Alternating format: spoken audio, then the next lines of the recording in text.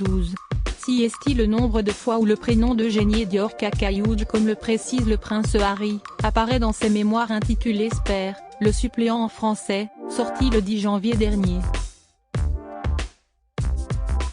Un ouvrage qui s'apparente à un véritable règlement de compte, où le duc de Sussex livre sa vérité, quitte à définitivement couper les ponts avec la famille royale britannique. Tu as vendu ton âme, Harry clame le Daily Express, tout est fini colère le Daily Mirror, et le Daily Mail de surenchère Hero, épargne-nous. Le prince Harry a opéré un déballage médiatique sans retour. Il dit appeler de ses vœux à une réconciliation. Buckingham Palace s'étrangle. Qui de Charles III, de Camilla, du prince William ou encore de Kate Middleton acceptera de pardonner à celui qui est devenu hautement radioactif pour la couronne? Harry et Eugénie, liés depuis leur plus tendre enfance, un seul membre du clan Windsor semble trouver grâce à ses yeux, Eugénie Dior. Entre les deux cousins, une solide amitié. Les deux trentenaires ont en commun la loyauté, la franchise et l'humour. Proches, leurs mères respectives, Lady Diana et Sarah Ferguson, aimaient à passer leurs vacances ensemble.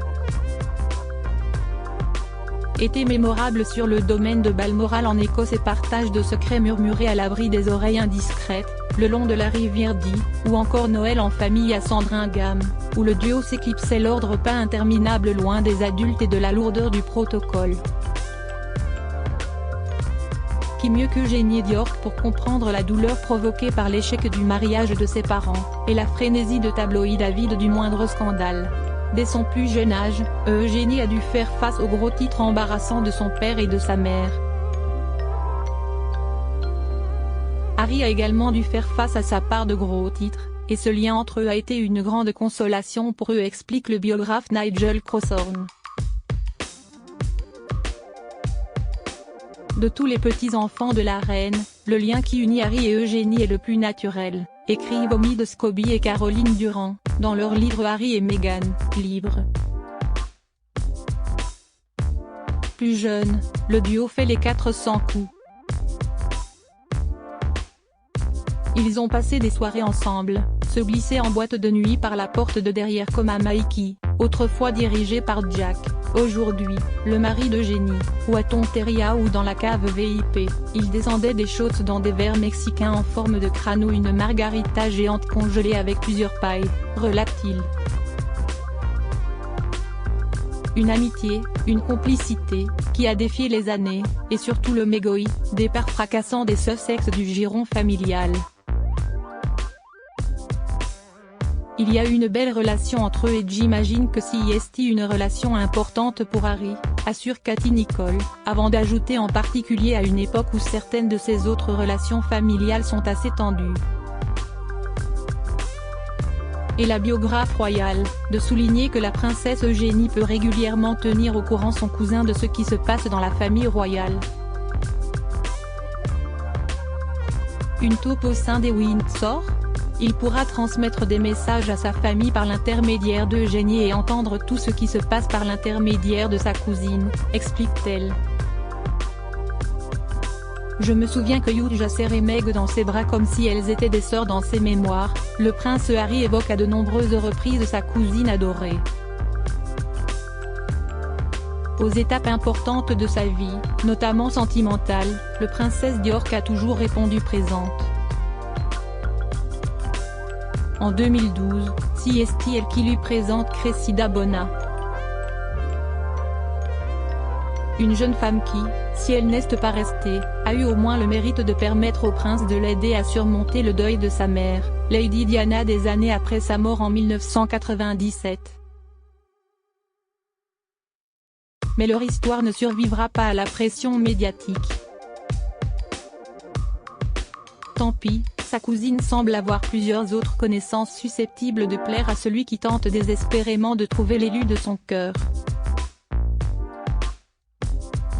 En 2016, Meghan Markle entre dans la danse. Elle connaît Eugénie Diorc mais cette dernière n'a pas cette fois joué les entremetteuses.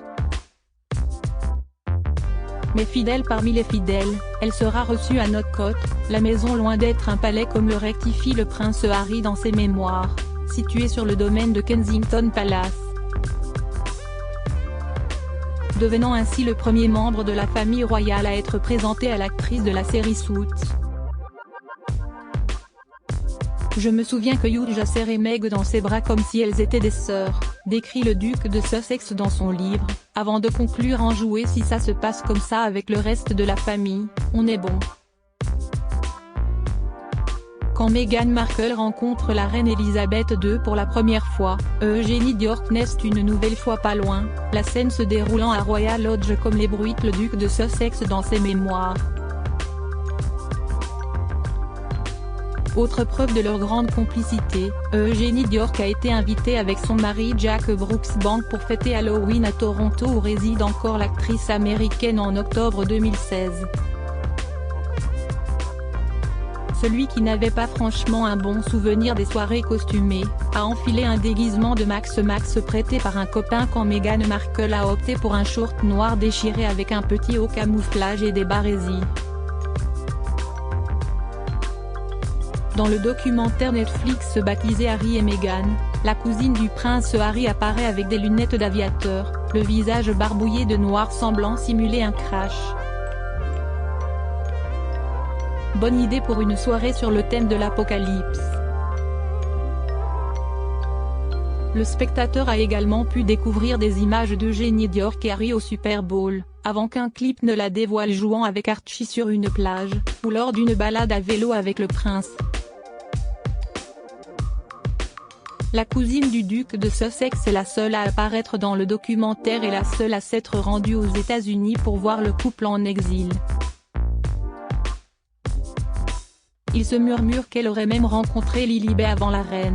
Une belle complicité mise à l'épreuve, preuve de confiance et d'attachement à celle qui est devenue au fil des années, plus qu'une cousine, une véritable confidente.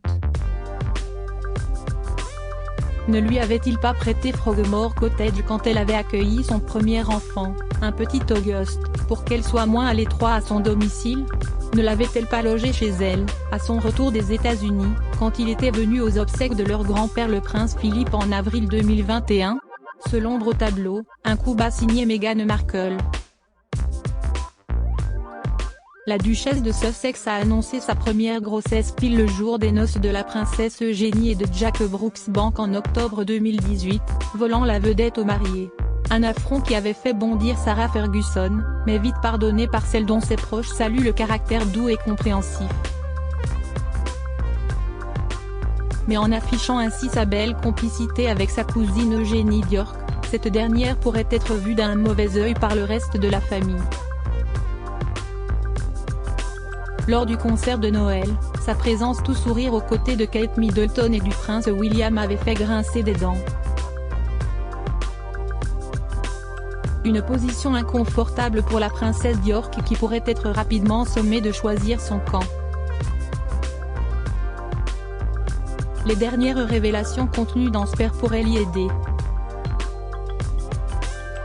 Si le prince Harry brosse un portrait élogieux de sa cousine dans ses mémoires, son père, le prince Andrew, est sévèrement pris pour cible. Des critiques qui pourraient mettre à l'épreuve leur belle complicité. Dans son livre, le duc de Sussex pointe ouvertement du doigt le duc Diorc pour son amitié avec le délinquant sexuel Jeffrey Epstein, écrivant que son oncle était mêlé à un scandale honteux, accusé d'avoir agressé sexuellement une jeune fille, devenant ainsi le premier membre de la famille royale à évoquer publiquement le scandale. Eugénie Diorc pardonnera-t-elle cette humiliation? D'autres commentateurs, plus optimistes, désignent la princesse Eugénie comme un personnage clé, la seule capable de faire entendre raison au duc de Sussex.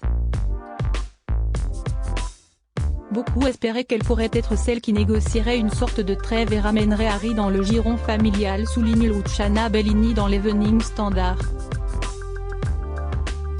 Eugénie Diorc choisira-t-elle de jouer les médiatrices ou lassée et déçue, décidera-t-elle de lui tourner le dos une fois pour toutes?